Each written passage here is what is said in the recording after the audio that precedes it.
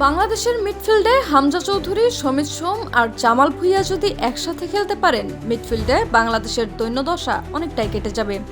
Left উইংয়ে যদি ফাহমিদুল খেলে তাহলে বাংলাদেশ পুরাই আগুন হয়ে যাবে।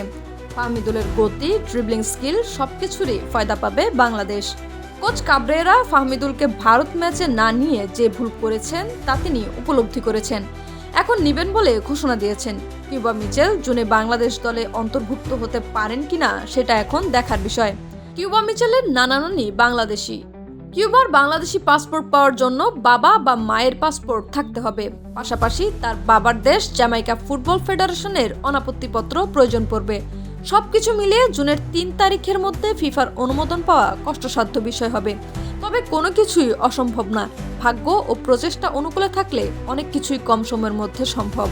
বাংলাদেশ দলের সমিত সোমের অন্তর্ভুক্তি নিয়ে অধিনায়ক জামাল ভুঁইয়া বলেছেন, এটা একটা পজিটিভ জিনিস।